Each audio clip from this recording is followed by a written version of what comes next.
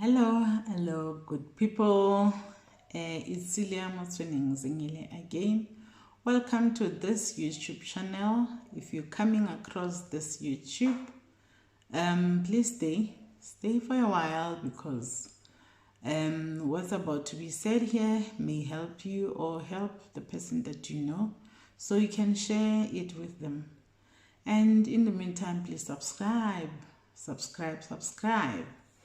And if you like the content that you find here, please like and leave a comment about anything that you liked or disliked about this video channel.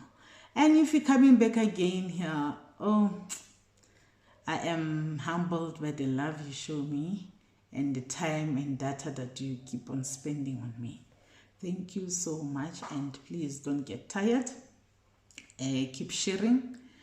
Keep subscribing and leaving the comments in the comment section, and remember to thumbs up, please. Thumbs up or even thumbs down. Tell me the things that you did not like about this video.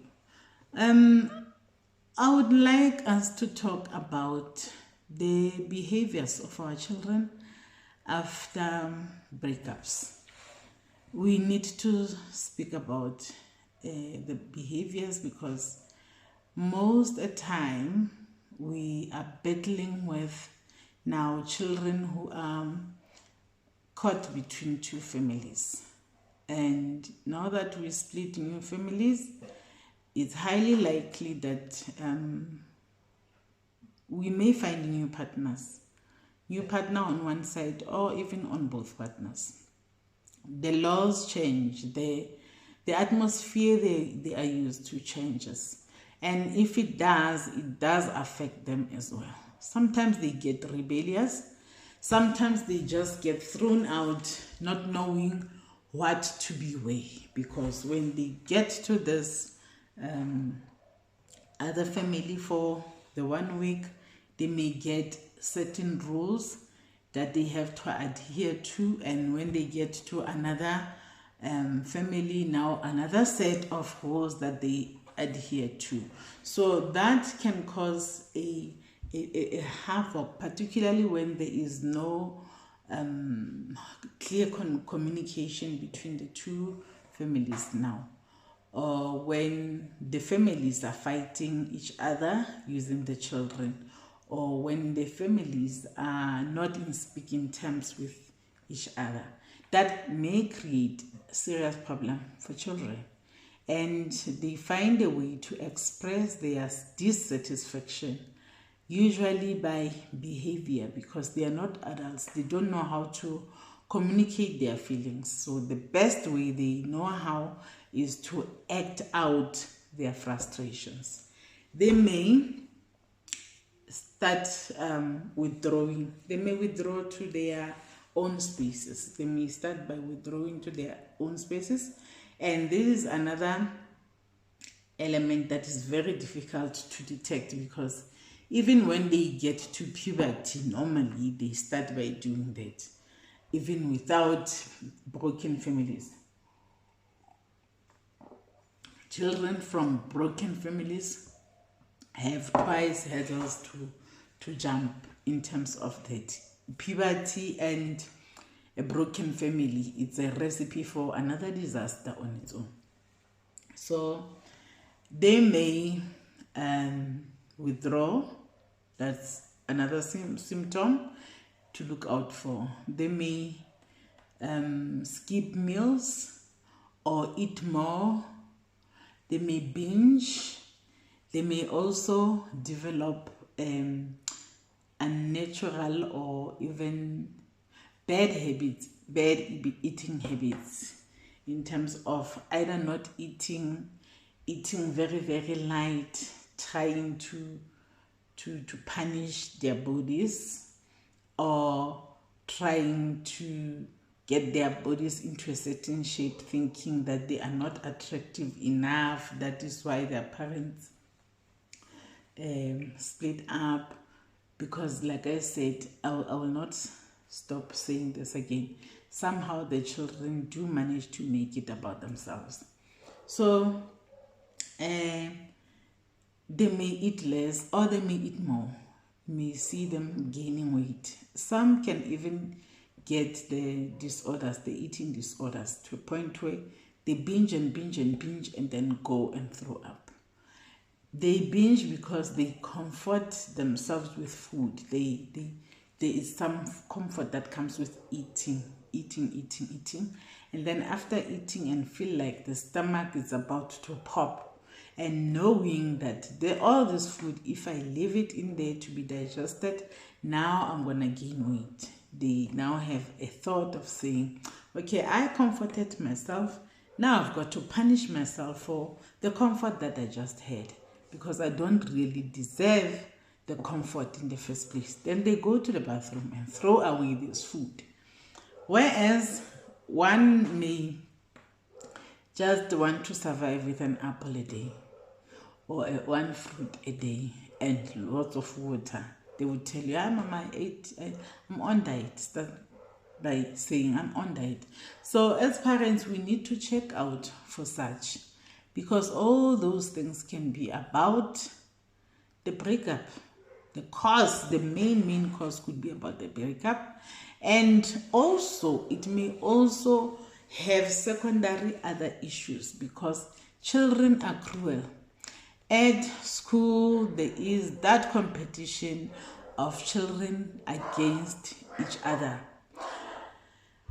Who has a father, who doesn't? You may take this lightly, but it's not. Ask anyone who grew up without a father how the topics of a father being raised during school days used to torment them. Then you'll understand that nothing has changed. So each time there is that topic, where particularly where the mother and the father's breakup was bad to a point where the mother is denying the father access, that is the worst kind of contributing factor into their children's behaviors. So my advice is, no matter how bad our breakup was, we need to fight to have a communication for the sake of our children. No matter how bad a person has cheated on you, no matter how bad the person beat you up, no matter how bad the breakup was, find a way of having a communication, trying to cushion the change for your children, because it's about them, not about anyone else. You may be over that guy, it's fine, but don't let the children also be over that guy. It's not going to happen that way. They share the blood with that person. You don't share the blood with the other person. You don't share the blood. They share half the blood of that person. So breaking them from him is just frustrating to them. It may give you the satisfaction that you need that we don't know, but unfortunately it may break them to pieces. So let us not go there. Let us not visit that place. It's not a nice place to visit. Fine. And then one other thing that I wanted to say about this is, look out for their school books. They will tell you a lot. Their school books, if it doesn't have a work inside, that is the short way of telling you that, Mommy, Daddy, I'm not participating in all the classes. If I'm there, I'm not writing, or I'm not even there at all. So the minute you discover that there are books that do not have work inside, visit the school. Find out what's happening. Don't wait for the last term of the year to do that. The earliest, the soonest you can do it, the better. And particularly in the first term, just after the second week, start frequenting the school. We as parents, we as teachers may feel like, oh, this parent again. But deep down, we do know that you're there for your child. And your child also sees that, whoa, I have a parent that cares about me. I don't even have a chance to do odd things. My parent is going to find out about them soon enough. As soon as I try, my parent would know. Make time. Make time for your kids. Make time to go to school and check what they do at school. And again, make time with your children. Just sitting and doing nothing. You can even sit and say nothing. Just look at them. Assure them of their love, of your love for them. Kiss them, hug them, tell them that you love them. And encourage the other partner to do so. We do know that the fathers are not so affectionate, or even if they are affectionate, but they are not as affectionate as us moms. So remind the father that, you know what, we have to work together to assure these kids that we love them. Please, when they are on your side, hug them, kiss them, and tell them that you love them. The other person may feel like, I know I must do that. I must do that. But it's fine even if he can say that, but keep on reminding him, because they may forget to do it. Even though they say, I know I should. No, who said I don't do it? That is fine. Just in case that he forgets, remind him. And be there for their meetings. If there are school meetings, be there for them. And be there for every step of their way. Whether they have games, try and communicate with each other.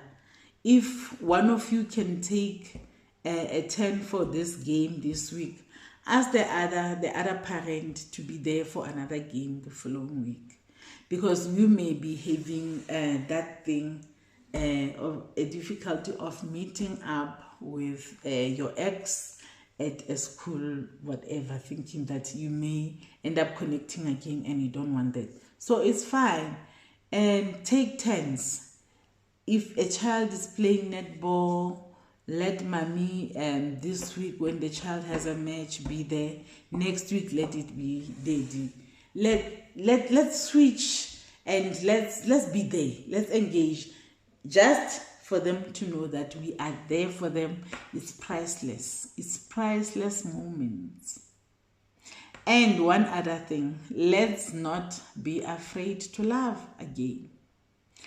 And as much as we'll be loving again, we need to be on the lookout for the people that will love our children. We need to go for people that do not just love us, people that understand that we come as a package. I don't come as Celia Fela. I come as Celia, Mosa, Sipokazi, and Tobile. I come as a package of 4. Yes, I'll be the intimate one, but I can appreciate him if he really plays a father figure to Mosa, Tobile, and Sipokazi. And even on the other side, when my partner needs to know that he has to find a partner that knows that she must love him, Mosa, Tobile, and Sipokazi. And also on my side, I also have to, if the partner that's getting into my life has got children, I also need to look at those children as mine. I also need to take him as a package. And I also have to make my package know that there is another package, you're going to be a bigger package. Because he could be coming with his own 3 children. And from when we decide that we are going to be a serious relationship, married or not, I will have to also change my mindset and say, I now have 6 children. And he also needs to adjust to say he also has 6 children. The same happens on my my ex-husband's side, if the new woman has got children, he is now the father to those other children as well, together with these ones. So I think if we can start and live like that, because families that did manage to do that, their children came out fine. The problem starts when I expect a person that comes to my life to come and love Celia, Musa, Sipokazi, and Tobile. But I can't love him, Maggie, and Sibonelo. That's the problem. Or I just want to love him alone and not love Sibonile and Sibonelo. Why? That is being selfish. So the best way to create a better community in broken families is by adjusting and by accommodating. Yes, there are elements of children that are coming to our lives knowing their mothers. If Mr. X comes with Sibonele and Sibonile, and now they meet Mama C as their new mom, they may feel like they are betraying their mother. So at first, they may be very difficult. It is my duty as an adult to try by all means to make the relationship with them right. That relationship won't be fixed by children. They are children. As an adult, I must fight. I must keep making constant efforts to have a healthy relationship with the children of my current partner. And my current partner, if my children are ever gonna feel like, no, you are replacing our dad, he also needs to make a constant effort of building a relationship with my children.